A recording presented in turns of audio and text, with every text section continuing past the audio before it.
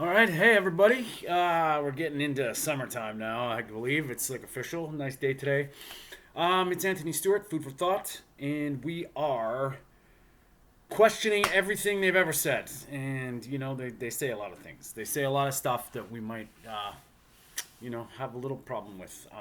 We're searching for truth, and I'm gonna tell you about my N of one, my experiment on myself, some anecdotal evidence, and my thoughts and opinions.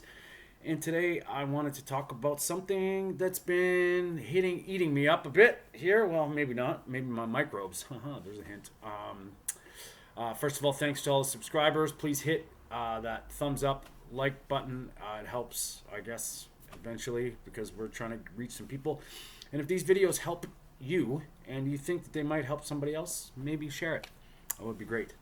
So today, not only did we get some sunshine, I'm happy about that. Did a little bit of sprinting. I'm starting to work my piriformis muscle and my psoas. As per my RMT, I have started beef, butter, bacon, and eggs back up again. I'm on day 3, I think. Maybe day 3, day 4. Funny enough, when I weighed myself at the beginning, I was about 178 or 75.8 pounds. And already in one day, I'm back. I'm up to 180, which is not a big deal. I'm not worried about it because last time this kind of did the same thing. It kind of adjusted, and then I was down at one and it held at 175. But I mean, as far as energy goes, I'm pretty good.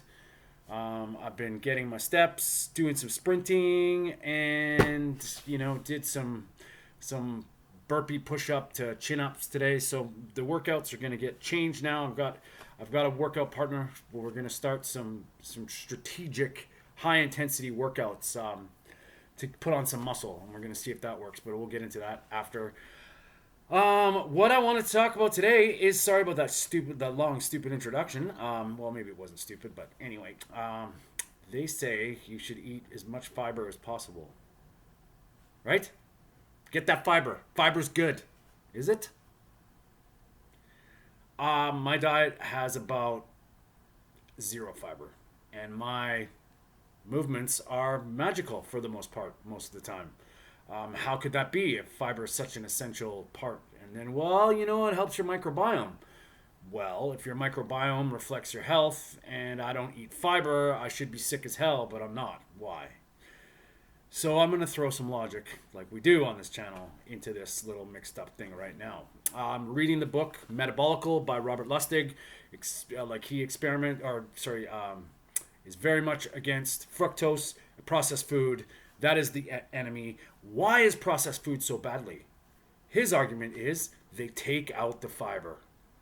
So when you take away the fiber from the food, it becomes harmful for your gut.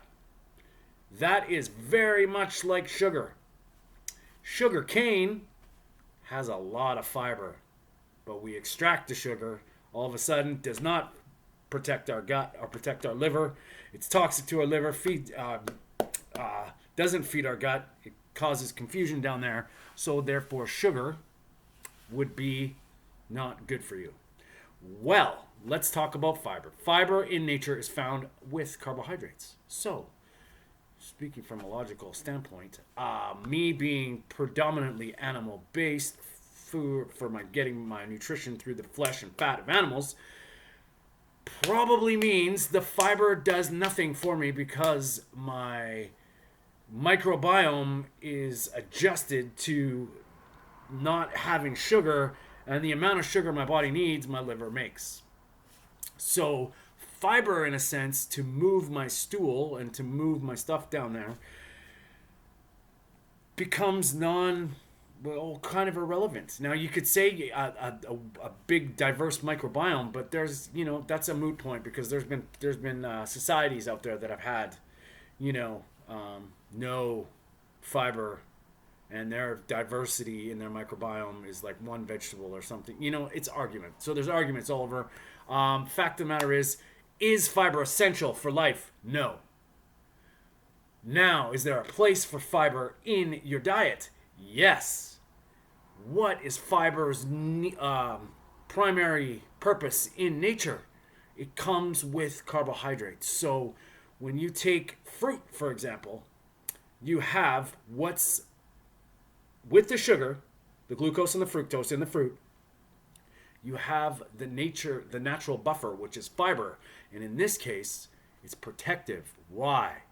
Because it's a combination of insoluble fiber and soluble fiber. So it's like you've got the stuff that forms the glue, and you've got the stringy stuff that forms a net, and that is non-digestible. So what it does is it buffers your liver. It lets the sugar out slowly so that your liver can detoxify it in a right amount of time without storing the excess sugar to fat.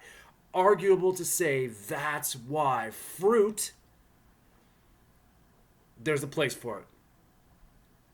I don't know where that place is as far as how we breed the fruit, what sugar content is of the fruit, but naturally speaking, from an ancestral side, fiber and sugar together in fruit have somewhat of a protective function.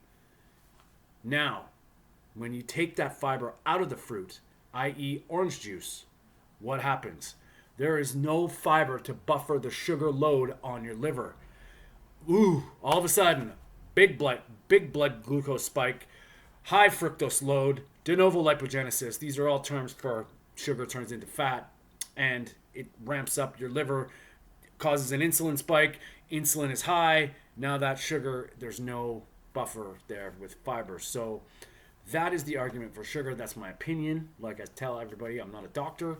But fiber, I believe, in your diet comes with carbohydrates. So in the form of vegetables, it will protect you from the carbs. And that's where you can get into the debate of net carbs and full carbs, whatever. Vegetables are free. If your body can tolerate them, I have no problem eating vegetables. Non-starchy, no grains. Fruit is definitely better than juice.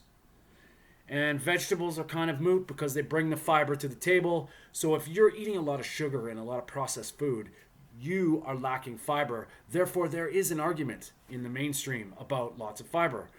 But it's contextual like everything else. Once again, it is not an essential nutrient. You can survive quite fine without it, depending on your context. If you're eating a shit ton of sugar, feeding your microbes bad things, you better be moving that stuff down there. So it's very contextual. Fiber is it could be beneficial. There might be a place for it. Do we need it? Absolutely. No. There's studies out there, especially with the work of Paul Mason, Dr. Paul Mason out of Australia. He's proven, and he's saying, the studies of constipation and the role of fiber is basically, they found that actually fiber damages and causes more disruption when you're constipated. So is there a place, depending on your nutrition, depending on your gut health, like everything, it's in context. And like anything, if you have a question for me, or if you want to know my opinion a little bit more, or kind of need some help in finding out how your body is working, or if you just have a general health question and I can help you out, let me know. Message me, comment below. I'm trying to help sort of shed some light on stuff that might not be true. And anyway, that's all I wanted to say today, guys. Do you need fiber? Maybe. All right, guys, stay strong.